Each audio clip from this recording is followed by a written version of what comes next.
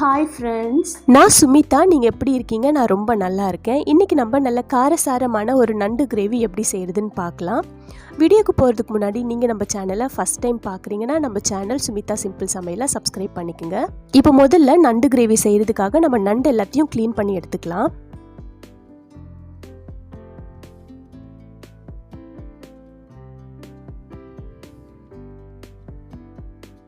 இப்போ நண்டெல்லாம் நான் நல்லா க்ளீன் பண்ணி எடுத்துட்டேன். இப்போ இந்த நண்டுக்கு தேவையான தக்காளி வெங்காயம் எல்லாத்தையும் நல்லா கட் பண்ணி எடுத்துக்கலாம். இன்றைக்கி நான் ஒரு 1/2 கிலோ நண்டு எடுத்திருக்கேன். இந்த நண்டுக்கு ஒரு 6 வெங்காயமும் ஒரு 5 தக்காளியும் முதல்ல கட் பண்ணி எடுத்துக்கலாம்.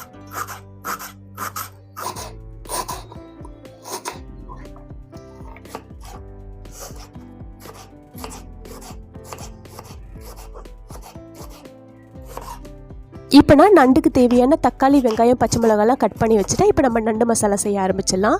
ஒரு கடாயில் 1.5 குழிக்கரண்டி அளவுக்கு எண்ணெய் சேர்த்துக்கிறேன். எண்ணெய் காஞ்சதும் 1 ஸ்பூன் அளவுக்கு கடுகு சேர்த்துக்கலாம். கடுகு பொரிஞ்சதும் நம்ம கட் பண்ணி வச்சுருந்த வெங்காயத்தை சேர்த்துக்கிறேன். சேர்த்துட்டு நல்லா வதக்கி விட்டுக்கலாம். ஒரு 2 நிமிஷத்துக்கு வெங்காயத்தை நல்லா வதக்கி விட்டுக்கலாம். இப்போ வெங்காயம் கொஞ்சம் வதங்கி இருக்குது. இப்போ நம்ம பச்சை மிளகாவையும் கருவேப்பிலையும் சேர்த்துக்கலாம். நான் 3 பச்சை மிளகாவையும் கொஞ்சம் கருவேப்பிலையும் சேர்த்துக்கிறேன். சேர்த்துட்டு நல்லா ஒரு வாட்டி வதக்கி விட்டுக்குங்க. இப்போ பாருங்கள், வெங்காயம் பச்சை மிளகாய் கருவேப்பிலெல்லாம் நல்லா வதங்கிடுச்சு. இப்போ இதில் 1 ஸ்பூன் அளவுக்கு இஞ்சி பூண்டு பேஸ்ட் சேர்த்துக்கலாம். சேர்த்துட்டு இதையும் 1 நிமிஷத்துக்கு வதக்கி விட்டுக்குங்க. இப்போ நான் கிரேவிக்கு தேவையான உப்பு சேர்த்துக்கிறேன். நான் 1 ஸ்பூன் அளவுக்கு கல் உப்பு சேர்த்துக்கிறேன். நம்ம கட் பண்ணி வச்சுருந்த ஒரு 5 தக்காளியை சேர்த்துக்கிறேன்.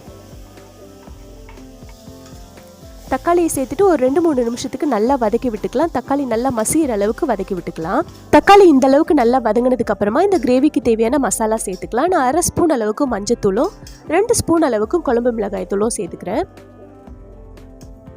மிளகாய் தூள் சேர்த்துட்டு இன்னும் கொஞ்சம் நேரத்துக்கு வதக்கி விட்டுக்கலாம். பாருங்கள், இப்போ நல்லா வதக்கி விட்டாச்சு. இப்போ நம்ம க்ளீன் பண்ணி வச்சுருந்த நண்டை சேர்த்துக்கிறேன். இப்போ இந்த நண்டு வேகிற அளவுக்கு தண்ணி சேர்த்துக்கலாம். நான் 1 கிளாஸ் அளவுக்கு தண்ணி சேர்த்துக்கிறேன்.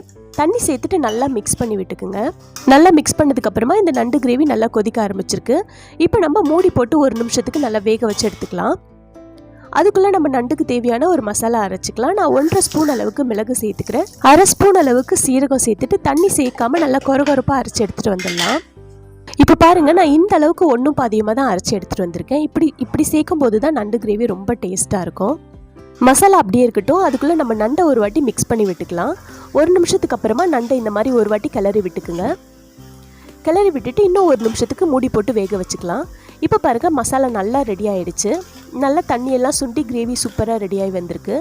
இப்போ ஒரு வாட்டி நல்லா மிக்ஸ் பண்ணி விட்டுட்டு நம்ம அரைச்சி வச்சுருந்த மிளகு சீரகத்தை சேர்த்துக்கலாம். இப்போ மிளகு சீரகம் பவுடர் சேர்த்ததுக்கப்புறமா கொஞ்சம் நேரத்துக்கு நல்லா மிக்ஸ் பண்ணி விட்டுக்கலாம். இப்போ இதில் கொஞ்சம் கருவேப்பிலையை பிச்சு போட்டுட்டு ஸ்டவ் ஆஃப் பண்ணிடலாம். நண்டு மிளகு கிரேவி சூப்பராக ரெடி ஆகிடுச்சு. அவ்வளோதான் ஃப்ரெண்ட்ஸ், நல்ல காரசாரமான நண்டு மிளகு கிரேவி ரொம்ப சிம்பிளாகவும் அதே டைம் ரொம்ப டேஸ்ட்டாகவும் எப்படி செய்கிறதுன்னு பார்த்தோம்.